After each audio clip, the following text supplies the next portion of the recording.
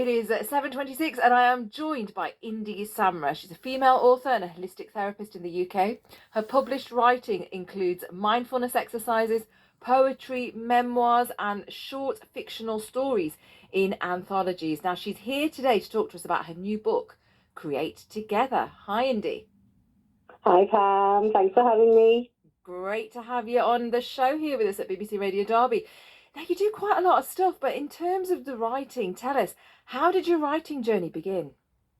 Because I write my own meditations, I felt the ideas and concepts whizzed around in my head, but trying to put them on paper, I couldn't quite grasp it, or it wasn't quite how I wanted it to be. So a course came along by Inspiring You project, and it was specifically for African, Caribbean and Asian women. It was run by Sandra Pollock, OBE, and Sonia Thompson. And, from that, not only did I learn to enhance my meditations, but we looked at poetry, memoirs, non-fiction, fiction. It just really opened up my eyes to the world of creative writing. Wow. So, I mean, you've done it now. You not only did you start writing, but you're a published female author.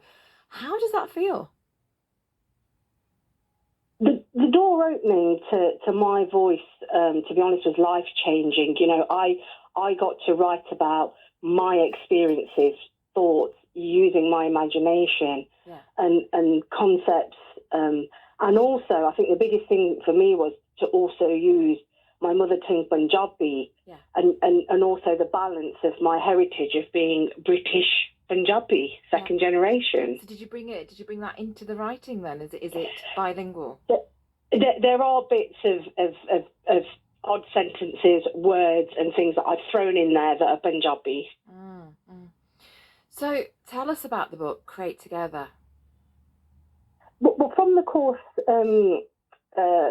from the Inspiring You project, at the end, we were all asked to submit a few pieces of writing to be considered to be put together in an anthology. Again, Pam, I'm going to be honest, I kind of did it. I wasn't quite sure. I embraced the writing journey, and I honestly didn't think anything and didn't ask questions. And when this book came published, and there's 5 or 6 pieces of my work in there, and seeing my name in black and white, just a very different emotional feeling, and I'm just really honoured and touched that my work has been featured with other wonderful ladies that are on the course as well.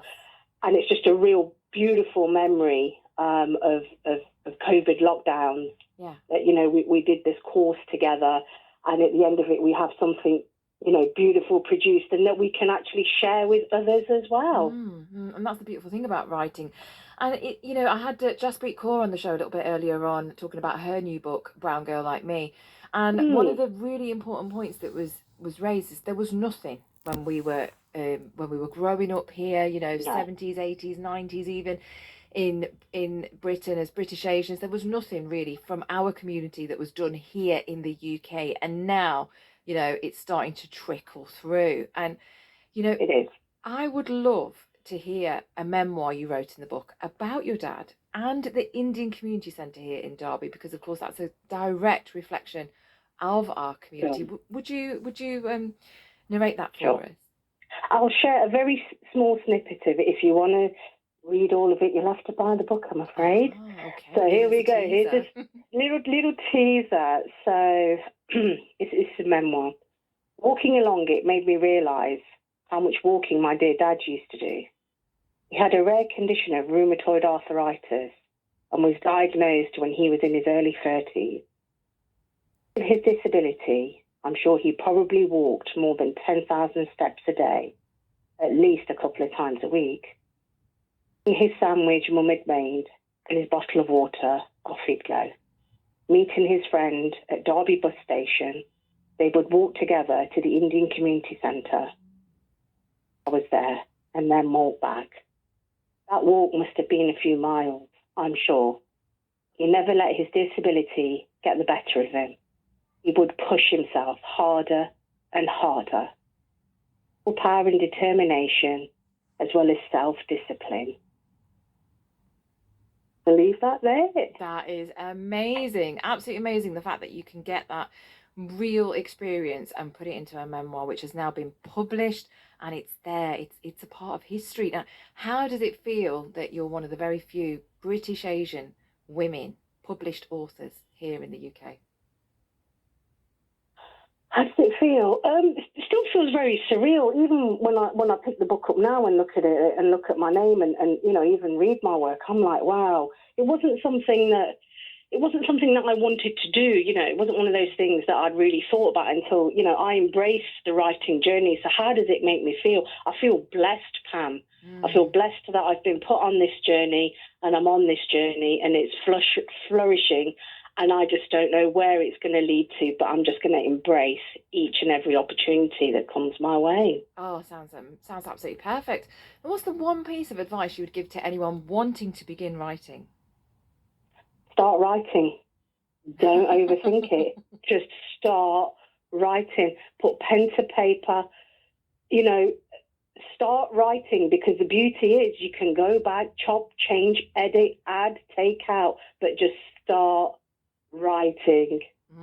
I love it. I love it. So where can we get this book? It's available on Amazon. Create Together, Our Voices, Our Hands, Our Lives, and also available in high street bookstores. Thanks so much, Indy. Thanks for coming on the show tonight. That's Indy Samra, author and holistic therapist. That's talking all about her book, Create Together. It's great, isn't it? That's not one but two female British Asian authors that we've had on here on the show tonight, as a definite sign of changing times.